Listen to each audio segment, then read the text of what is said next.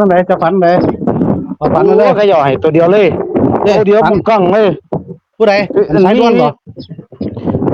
บ่ฟันมาขึ้นเลยมีคนจดหมายตัวเดียวซื้อตัวนี้เดินวางสิล่ะมึงต้องไปซื้อตัวอื่นตัวเดียวมึงกึ่ง ชัดเล่นมาบัดนี้บ่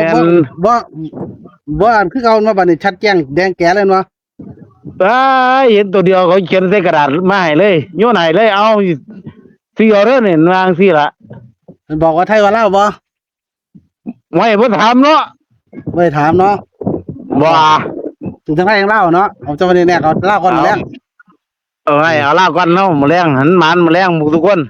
ให้ได้คักเด้อพี่น้องก่อนนี่ภาพมั่นใจคักเอาเว้าฟังนะฝันวางได้แท้เอาเว้าร้อนๆเป็นแปลนลูก โอ้ยเมื่อคืนยังไดซื้อมาบ่ได้นั่นดอกมันคือใครคือเขาเขียนมาแล้วโยนใส่กระดาษเปิดไว้97ตัวเดียว เขาบอกว่าไหนบอกเขาอย่างไหนเหรอ โยนให้แล้วซื้อตัวนี้ล่ะออกตัวนี้ล่ะมื้อแรงรุ่นว่ามื้อแรงนี่ล่ะจังได๋นี่ล่ะเขาว่ามื้อแรงซื้อตัวนี้ล่ะเลยวางสิฮะ บอกมาแรงพร้อม เขาว่าซื้อตัวนี้ เขาบอกว่าซื้อตัวนี้บ่ได้ถามเขาอ่ะนะ ไม่ได้บอก ซื้อตัวนี้มั่นใจเขาวางซั่น เขาก็จะเป็นเล่า เมื่ ละ อคืนนี่ล่ะเขาว่าซื้อตัวนี้ล่ะบ่ต้องไปซื้อตัวอื่น ครับ ออกแท้วางซั่นละวางซั่นไหม โอ้บ้านนั้นเลยที เขียนให้เขาเขียนให้มันกึ่งเลยตัวเดียวเลยล่ะบ่มีตัวอื่นตัวหยังเลยว่าบ่ถามเขาเลยว่าก็มีคนบ่ได้ถามเลี้ยงเลขดอกเขาเอามาโยนให้ปั๊บตัวเดียวมังกลางเลย ตัวใด นั่นแหละ97ยังว่า 97ตัวเดียว 97ตัวเดียวมังกลาง สีแดงสีใดนะครับ นั่นแหละเขียนปากกาไหมบ่ได้ โอ้ปากกาเนาะ สีดำ ปากกาสีดำ แม่นปากกาสีดำ ถ้าเขานั่งเขามาเขาน้อยพิเศษนั่นไม่ได้พี่น้องระวังเด้อน้อยพิเศษเล่าท่าหน้าเนาะ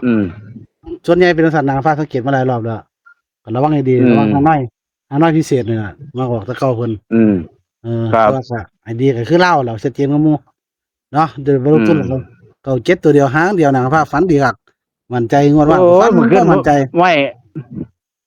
เขาเอาโยนมาให้เนาะเอาที่ใส่บ่นั่งโยนให้ใส่ตาเข้าไหมแต่ตาเข้าเลยบ่ได้ถามบ่ได้หยังเลยเด้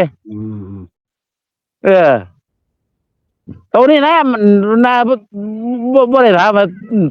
ซื้อตัวอื่นบ่ตัวอื่นเขาเอาโยนปั๊บขี้หยังมาแล้วโยนให้ปั๊บเลยนะโยนใส่ตักเลยเอาเลยเปิดเบิ่งตัวเดียว97เห็นไหมคักนั่นแหละเราไปพี่น้องเนาะเดี๋ยวลากออกมาออกโตเก่าสิล่ะมันออกดีวันนี้วันนี้ได้เจ้าน้ำใดเนาะ